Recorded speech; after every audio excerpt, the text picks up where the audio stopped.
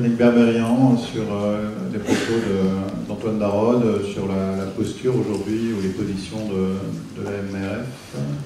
D'abord, c'est plutôt un sentiment de satisfaction, parce que ce que M. Darod nous présente, c'est quelque chose, d'une part, qu'on comprend, ensuite, qui semble structuré, et qui montre aussi la maturité sur ces questions-là. Si on repense aux premières rencontres de Ruralitique, où les choses étaient plutôt dans un esprit de découverte, et puis progressivement on a évolué vers une prise de conscience. Je crois qu'aujourd'hui, partout en France, que ce soit au niveau des élus ou au niveau de nos concitoyens, la nécessité de travailler de façon soutenue sur ces questions-là, c'est devenu une évidence. On se souvient de l'enquête qui avait été menée à l'occasion de Ruralitique il y a 2 ans, Hervé, c'est ça 3 ans, qui montrait que les élus ruraux avaient une appétence sur le sujet qui nous a surpris, même si eux-mêmes ne pratiquaient pas. Donc ça veut dire que dans les mentalités, les choses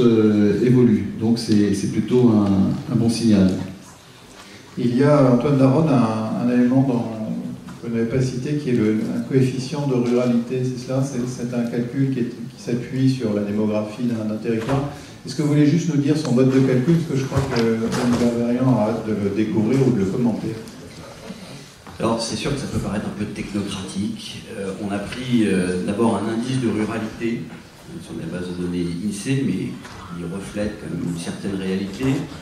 Et puis, lui, il existait déjà. Oui, il existait déjà. Et puis, on a travaillé avec le CT de l'Ouest à un indice de dispersion de l'habitat. Pourquoi? Parce qu'on a des modèles de coûts de déploiement, et on s'est rendu compte que ce n'était pas nécessairement dans les territoires les plus ruraux que ça coûtait plus cher. Il y avait des territoires un habitat extrêmement dispersé, qui n'étaient pas forcément hyper ruraux, pour lesquels les coûts de déploiement du FTTH allaient être très élevés, et donc il nous apparaissait normal que le soutien de l'État soit renforcé sur ces territoires.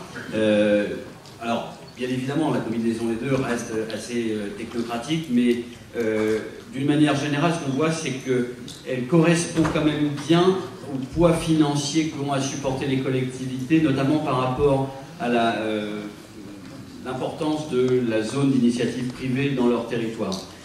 Donc il conditionne les aides de l'État, ce coefficient, cet indicateur. Est-ce que vous avez eu l'occasion, Yannick Berberian, de l'étudier? Alors je l'ai découvert à l'occasion de Ruralitique, et je me suis dit, tiens, taux de ruralité, est-ce que les ruraux ont une gueule de taux? Puis alors, vous savez, l'esprit, ça fonctionne de manière un peu curieuse, quoi. Je me suis dit, tiens, c'est un peu comme la Cotorep, on a un taux d'invalidité. Pardon, je suis un peu caustique, mais...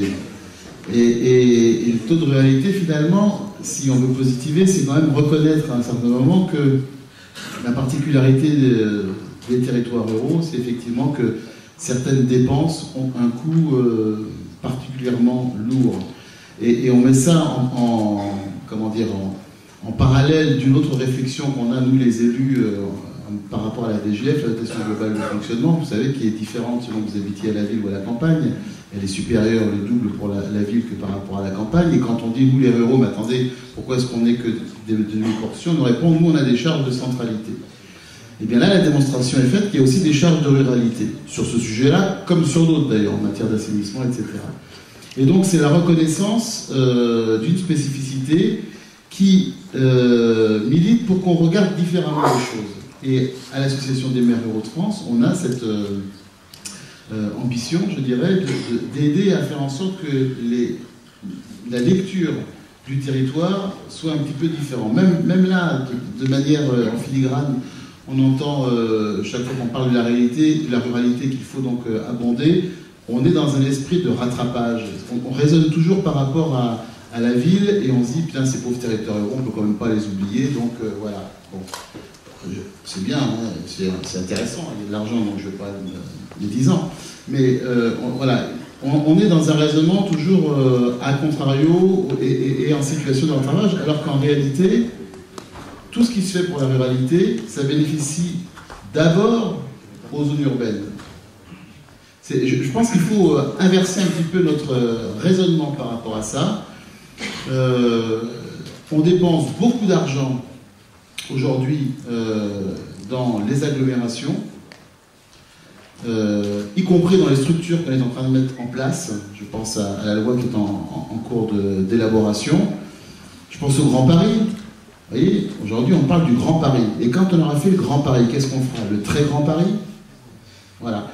Et donc, je ne dis pas qu'il faut rien faire, mais en concentrant donc les dépenses sur les espaces urbains à forte densité, un, on ne résout pas les problèmes, et deux, la question de l'aménagement des territoires n'est toujours pas abordée. Donc, toutes les dépenses qui peuvent se faire en direction des territoires ruraux, pour être en capacité d'accueillir des entreprises, pour faire en sorte que les habitants qui vivent à la campagne vivent de la même manière que les urbains, puissent avoir les mêmes réponses à leurs attentes. C'est une manière un petit peu différente de voir les choses. Donc voilà, il faudrait que dans le timing, on ne soit pas, encore une fois, servi les derniers. C'est l'intérêt de personne. Sébastien Cotte nous propose, on a 5 minutes pour avoir cet échange avec Antoine Darod, que vous pouvez alimenter. Est-ce que vous avez envie d'interpeller directement la mission France Très Haut Débit? Pierre Aygrier, juste au centre, et puis devant, voilà. On s'arrêtera là, je suis contraint malheureusement. Oui. Bonjour monsieur. Bonjour Bruno Milliard, Arteria. Antoine Darod, vous précisiez la partie collecte et dessert. Quel est le pourcentage collecte à peu près? Est-ce qu'il y a une nouvelle idée au niveau des investissements prévus ou engagés, des 700 millions? Sur le volume d'investissement nécessaire à l'extension des réseaux de collecte. La part des 700 millions déjà engagés, ou même ce qui va venir, la part de collecte versus... Alors effectivement, par rapport à ce qui était fait précédemment, on a insisté sur le soutien de la collecte parce qu'il nous semble que pour l'avantage de la fibre, c'est de tuer la distance. Et la distance, c'est pas dans les rues du village, la distance, c'est sur les artères plus larges qui sont ces réseaux de collecte dans l'architecture des réseaux de communication électronique.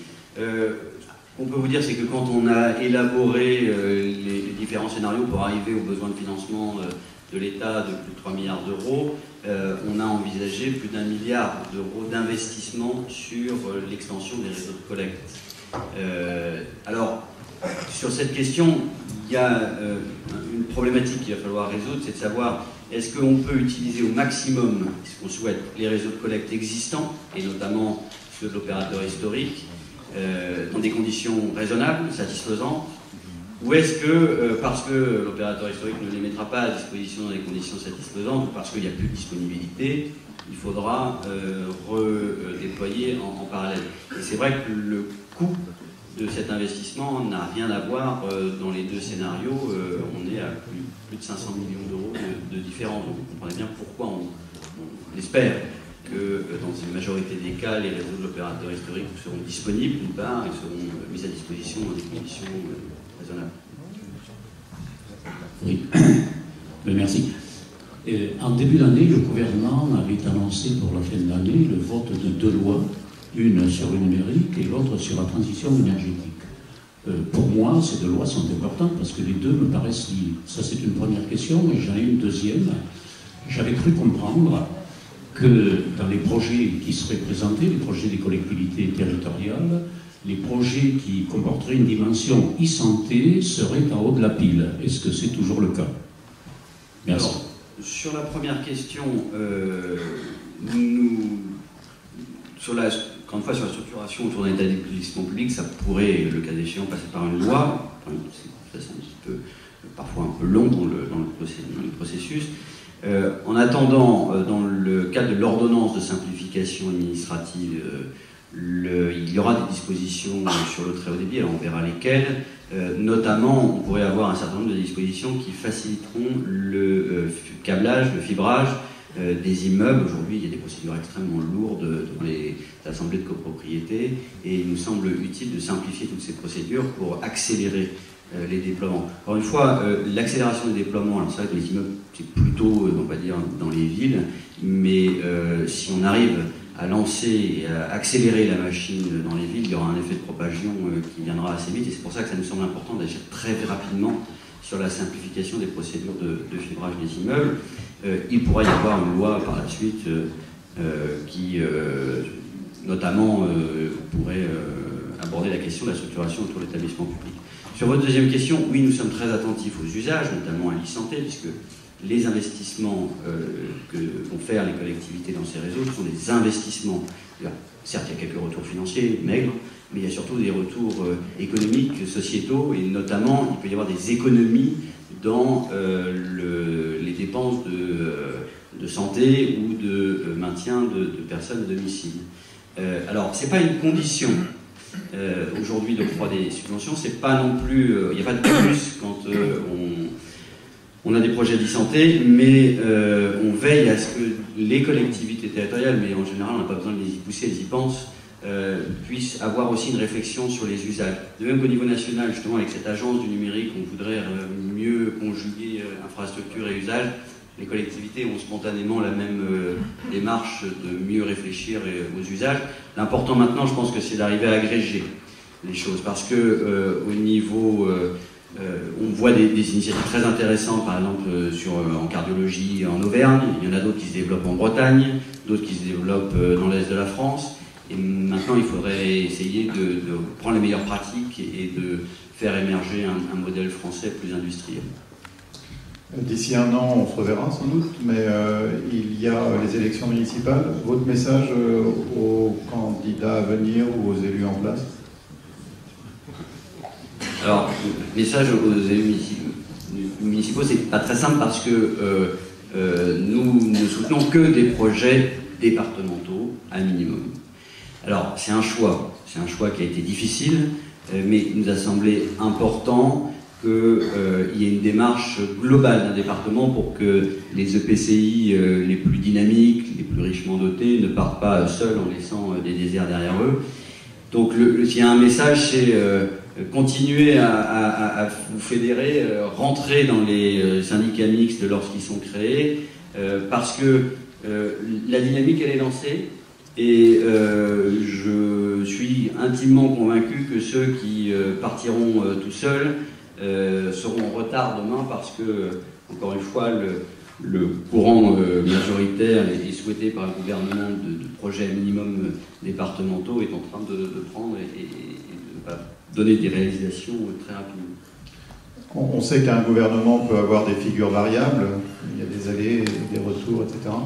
Est-ce qu'aujourd'hui, à travers leur pèlerin, le numérique dans les territoires ruraux est bien défendu? Est-ce qu'on peut avoir cette confiance?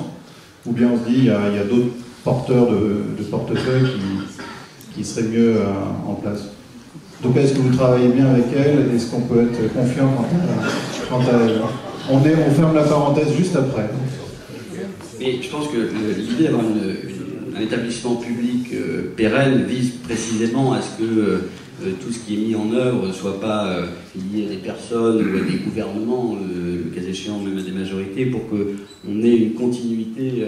C'est un sujet quand même d'intérêt général qui n'est pas du tout clivant, sur lesquels l'ensemble des élus, indépendamment de leur couleur politique, indépendamment de leur personnalité, se rejoignent quand même assez largement. Juste pour revenir sur la ministre, sachez que sur le plan, elle s'est investie peut-être avec beaucoup de discrétion, mais avec énormément de conviction, parce qu'arriver à emporter des arbitrages à 3 milliards d'euros, à plus de 3 milliards d'euros dans le contexte budgétaire actuel, je peux vous assurer qu'il faut du travail, et qu'il faut de la force de conviction, et que de la même manière, elle porte aujourd'hui cette agence du numérique, peut-être avec là aussi de la discrétion, mais avec autant de force et autant de conviction. On peut postuler pour la présidence de l'agence, hein? Le jour où elle sera créée, bien évidemment. Oui, d'accord. Il n'y a pas de profil type, a priori. Ça peut être un élu local? Ce sera, les élus locaux seront associés, ça a été dit et redit, seront associés à la gouvernance de cet établissement public. Parce qu'encore une fois, ce que je disais tout à l'heure, c'est le plan France Très Haut Débit, c'est un plan co-construit entre l'ensemble des acteurs, et notamment les collectivités territoriales qui devront bien évidemment participer à cette gouvernance. Annick Berbérien, qu'est-ce que vous rapporterez à vos présidents et à vos adhérents de cet échange? D'abord, les choses, vous l'avez dit, avancent et ce qu'on peut souhaiter, c'est qu'elles avancent plus vite. Alors c'est vrai que le contexte n'est pas toujours très simple, mais je ne sais pas s'il y a un autre sujet aussi important et qui irradie autant la vie quotidienne que ce sujet du numérique. Sincèrement, je ne sais pas. J'en vois pas parce que ça traverse quand même tous les domaines de l'activité humaine, et donc il faut mettre les bouchées doubles. c'est une manière de répondre au problème de déséquilibre de l'aménagement du territoire. C'est peut-être sans doute la plus importante. Je repense à l'expérience Connect École qui a été abordée hier, où par satellite avec Orange, Telsat et puis Nordnet, donc les écoles qui sont dans des zones qui ne sont pas accessibles grâce à la parabole, donc ont accès à Internet. À chaque fois, c'est une découverte. Et les enseignants demandent à ce que les abonnements perdurent. Parce que ça change la vie quotidienne. Et c'est, vous voyez, au moment où on parle des rythmes scolaires, ici en France, peut-être que ça peut aussi être l'occasion d'ouvrir l'école sur le village. Et l'école peut devenir un lieu, au-delà de sa dimension scolaire, un lieu d'activité pour l'ensemble de la population. Donc vous voyez, c'est des sujets qui par déclinaison, touchent vraiment tous les domaines. Donc c'est essentiel, primordial, et évidemment, donc les territoires ruraux ne peuvent pas se contenter de regarder passer le train. Messieurs, on va vous remercier et vous rendre à notre auditoire.